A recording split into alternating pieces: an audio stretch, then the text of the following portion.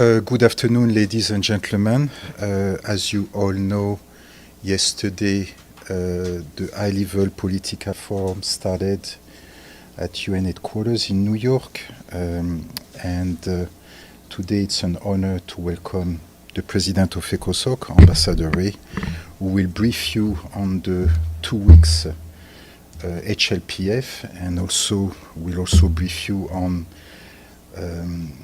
the progress around the Sustainable Development Goals. So, Ambassador, I give you the floor.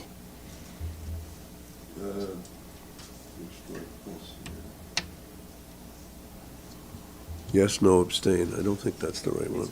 It's working. It's working. Fine. Thank you very much. It's good to be with you. This is a period in the United Nations calendar that is really the largest gathering that we have to look specifically at the Sustainable Development Goals. It's a gathering not only of member states, both members of delegations, but also in the second week, ministerial presence from a number of countries. It also includes an extraordinary number of representatives of civil society who are with us all in all of our meetings as active participants. And so we will be seeing throughout this building, but other side meetings. There's over 190 side meetings taking place throughout the next 2 weeks. It's going to be a major effort on our part to assess how we're doing with respect to the critical issues of sustainability and achieving greater prosperity globally. It's also an opportunity for us to talk with some intensity about exactly how we're going to go as we must go forward. It's been 10 years since we've really started bringing people together to focus on the SDGs. We have also includes opportunities for member states to tell us how they're doing, what we call VNR, national statements that are made about voluntary national reviews. 190 out of the 193 members have participated actively in that process, some as many as 3 times. And so it's been an opportunity for us to have an ongoing presentation about how we actually mobilize support and actually get to a place where we're making the progress that we need to make. Obviously, this is a time for taking stock. It's the halfway point. It's 5 years to go until 2030. Having said that, I am always one of those people who reminds others that when people say to me, what comes after 2030, I say 2031. The life doesn't stop at 2030. We keep going. And how we keep going and in what form exactly we will keep going is something that we'll be discussing over the next several years as we lead up to the 2030 point. The key SDGs that we're looking at this year are on health and well-being, on gender equality. I just chaired a meeting on gender equality this morning. Decent work and economic growth, life below water, and the key role that partnerships play in achieving the goals. A couple of things I would just say. It's important to remember when a famous British politician was asked, well, why didn't you achieve all the things you said you were going to achieve when you became prime minister? He said, events, my dear boy, events. And obviously we've been impacted by events. No plan that covers 10 years of history is going to be unaffected by what happens in the real world.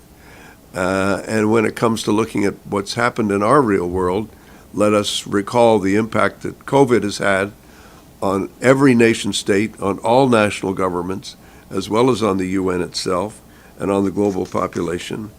Let's realize and recognize that we're living in a period of conflict such as we have not seen around the world since 1945. This has obviously had a dramatic effect on global prosperity, on global GDP, on people's ability to make a living, on people's ability to survive. It's put costs up dramatically, and it's had a tremendous effect. Climate change has continued to wreak havoc with our weather, with our ability to predict exactly how countries will be able to do. It's affected the mobility, the movement of people. We have more people now who are displaced in the world than we've ever had, displaced and homeless people. We have a record number in that unfortunate statistic. And so we need to understand that there's been lots of challenges, not created by member states, but just have been part of the framework in which we've all had to live and work. Having said that, I think it's important to stress, as the Secretary General and President Lee did yesterday, of actually giving an assessment that says, well, here's where things have improved, and we've seen significant areas of improvement. We've reduced childhood mortality quite substantially in the last 5 years. We've had major success on improving maternal and childhood health. These have been very significant. We have more women going to school than ever before, more girls participating in the education system. We can point to many areas in which we're, in fact, not necessarily on track, but where we have improved compared to where we were before. It's not a litany of failure. It's if you like, it's a way of saying the glass is not completely full. We've not achieved everything we would have liked to have been able to achieve, but it's a story where we need to improve on the areas where we have fallen behind, and I think we all know where those are and what it's going to take to get there. Two other points I would make on that score. One of them is this is a process driven by nation states. The agreement to establish the Sustainable Development Goals was not a decision made by the Secretariat of the UN or by the agencies of the UN. It was a decision taken by the member states of the UN. And so it's important for us to continue the process of insisting that it's only when nation states take real ownership of the Sustainable Development Goals in all of their aspects that we are actually able to make substantial progress. It will be a knee-jerk reaction to say, oh, that's the UN's fault. The UN said this was going to happen and it didn't happen.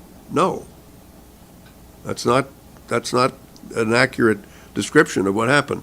The nations of the world, united for some purposes and not always for others, that the nations of the world agreed that they in fact would accept these goals as their goals, that they would be goals that they would take seriously, that they would apply, that they would measure, and that they would then do their best to change and shift policies to make it happen.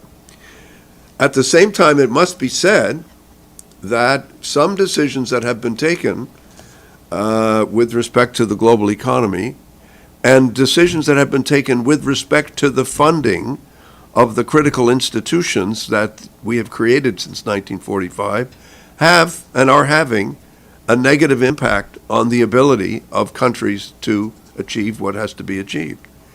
So it isn't just a matter of saying, oh, it's all about something else out there called climate change, or it's all about something that's not financing for development that hasn't happened sufficiently. These things are happening because nation states that are polluting are not taking the steps to stop pollution.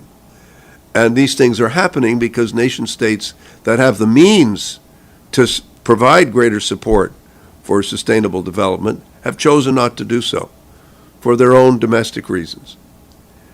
And that also represents a significant challenge for all of us and for the global system. A retreat from global solidarity will have a negative impact on our ability to improve the lives of the people of the world.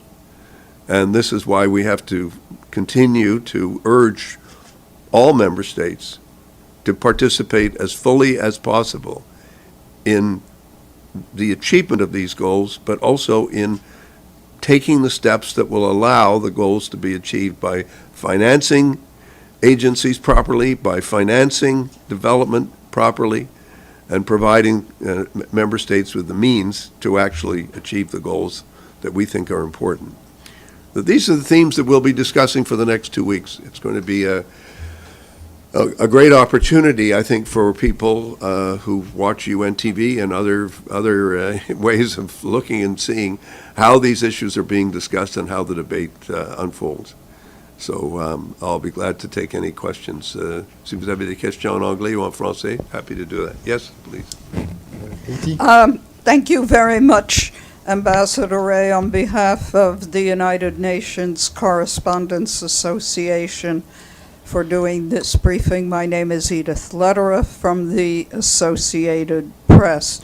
The Secretary General has repeatedly talked about backsliding on gender equality, and I wonder if you could tell us a little more about what this meeting this morning was saying about the fight to achieve gender equality, which I believe the Secretary General said was going to take 300 years.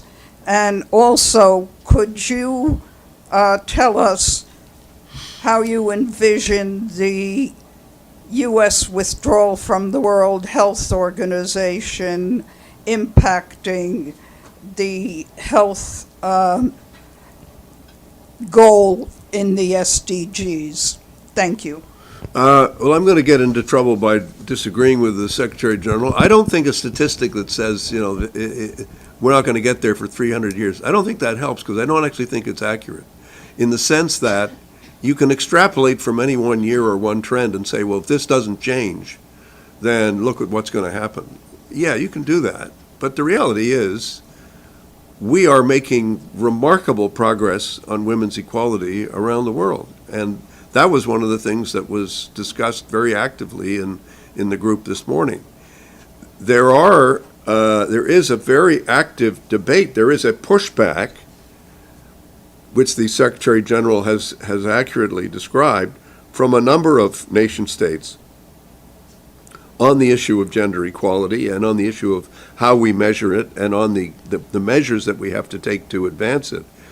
But my interpretation of current events and of global history is that the drive for global equality between women and men is unstoppable. And it will increase, and it will increase, and it will increase. And we're seeing social changes in a number of countries around the world where it is women's equality and the growth in women's equality which is actually helping to transform those economies. And in the discussion that we heard this morning, member states from all over the world were describing the level of commitment of their governments and the extent to which they were prepared to measure exactly how they're doing and how they're building gender equality into the very fiber of their national legislation and their national legal structures. So yes, misogyny is still around, and reactionary people are still around, and some of them are in government in different parts of the world, but they're not going to succeed. I mean, I firmly believe that the drive for women's equality is unstoppable. And that's as it should be and as it must be. Because gender equality is one of the goals that allows the other goals to be achieved. And that's where I think the profoundly catalytic impact of gender equality on achieving greater prosperity is undeniable. And we've seen this in development study after development study and looking at the advanced economies, looking at other places. The more we reinforce the principle that men and women are equal and they need to be treated equally and fairly in the workplace, in laws, in their rights to hold property, in their rights to make economic decisions, in their rights to participate fully in the economy, in their quest for dignity and their right to dignity. Those studies show very clearly that the countries that embrace that actually achieve greater economic growth and greater prosperity. So I think that's very clear. As the president of the Economic and Social Council, I deeply regret any decision by any country, to withdraw from any of the work of the United Nations. And I do think that a country as important to the global system as the United States, to see them withdraw from the World Health Organization is deeply regrettable, and it is important for us to do everything we can to allow the WHO to do the work that it needs to do, facing up to the fact that a withdrawal of funding from the United States invariably will have an impact on the organization. I was actually in Geneva last week and had a meeting with Dr. Tedros, and it was a very good meeting that I had with him. And he was pointing out how the WHO had to make a number of challenging decisions about restructuring itself, restructuring its organization, accepting the fact that there were going to be reductions and cuts, and then pointing out that the work of the WHO is going to continue, and the mandate of the WHO is going to continue, and the work that has to be done will be done.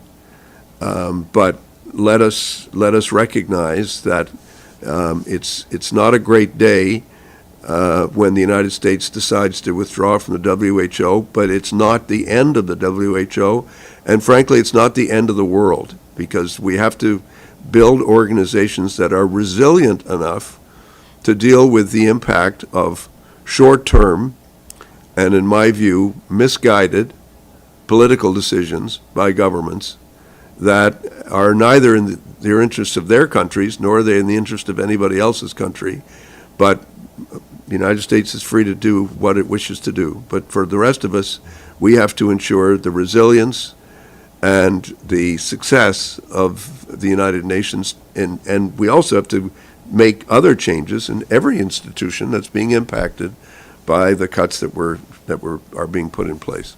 But building a resilient UN is the key to what we need to do over the next very short while. Let's take some additional questions. To the back, Chris. Hi, Ambassador Ray. Nice to see you. Thank you for doing this briefing. Thank you, Chris. Chris Reyes with the Canadian Broadcasting Corporation. Two questions.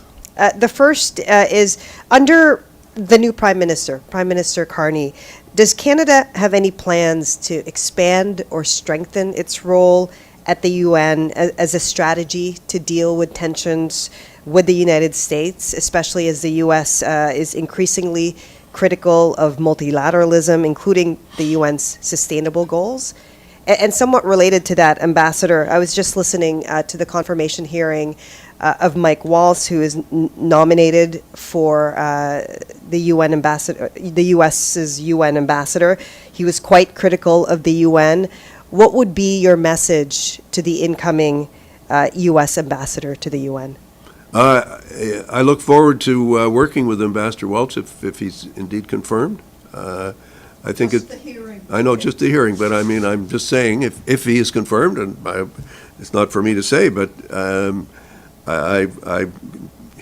like me, he comes from the political realm in his past, and he understands how institutions work. I think I look forward, I hope he keeps an open mind about understanding the necessity of the work of much of what the UN does. And I think we all look forward to seeing him. It's been a while to get him here, and I'm looking forward to a chance to engaging with him very directly. Prime Minister Carney has a long history of engagement with the UN and all of its institutions. He knows them well. I've discussed it with him in my meeting with him last month. And I think the government is reflecting on how it can encourage the kind of reforms that are necessary in the global system to make it work more effectively, and also how Canada needs to deepen its connections with the global system in all of its aspects, and that as a country, that's really what we've all been about. And yes, the United States is our most important trading partner, but it's by no means our only trading partner. And global solidarity is not just about trade. It's about healthcare, it's about climate change, it's about dealing with conflict around the world, and it's about advancing the interests and values of all of our countries. And so I think the Prime Minister has a very outward-looking view about Canada's future and our future with the United Nations and with other multilateral institutions, of which we have traditionally been very supportive. Hi, Ambassador Xu Deju with China Central Television. I have a general question here. We know the current difficult situation in the United Nations. Has that financial difficulty impact the high-level political forum this year? And given the fact that more and more people start doubting the UN system now, how would you expect governments to hear those ideas from this forum? Thank you. Well, let's deal with the facts. First of all, the challenges facing the UN are the challenges that have been created by nation states. When two of the largest nation states either don't pay their dues or won't pay them on time for whatever reason, it affects the liquidity of the United Nations, of the Secretariat, of our United Nations' ability to do its job. So who do you blame for that? You blame the United Nations? I don't think so. I think you hold nation states to account for the fact that they have not been supportive. The UN's financial problems are not the fault of the UN. The UN is not overspending money. I mean, look at the needs that people have that are not being met. Even when the UN is fully funded, even when all the budgets are funded of the UN, those budgets do not cover the real needs of the world, of what people need to get out of poverty, what people need to be able to feed their families, and what we need to create a more prosperous world. So let's hold to account the people who should be held to account. It's the member states who have to take responsibility. And yes, some member states more than others. The two largest donors the two largest assessed contributions, taxes to be paid to the UN, who have not been paying their taxes, are China and the United States. And they're two members of the Security Council. So we have to have a much more candid conversation about who is responsible for what.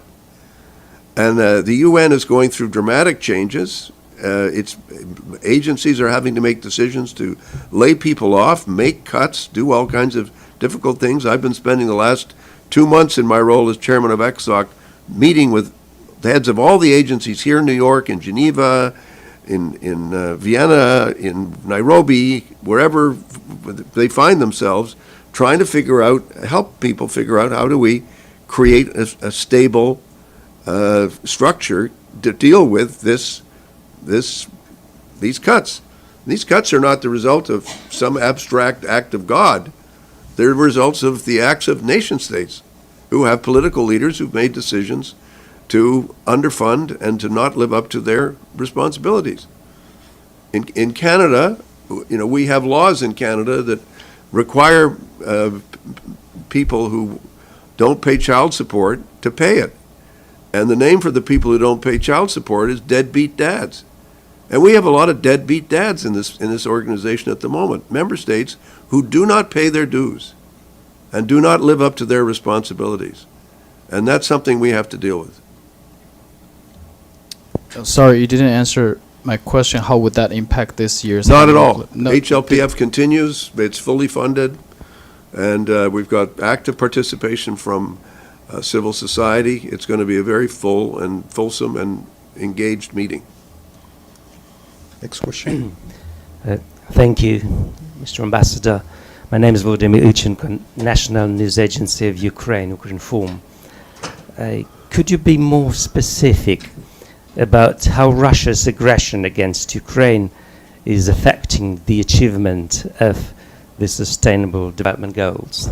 Well, looking back, thank you for your question. And looking back to what happened with the invasion of Ukraine, that caused an immediate food crisis, international food crisis, caused an immediate increase in the price of food for billions of people.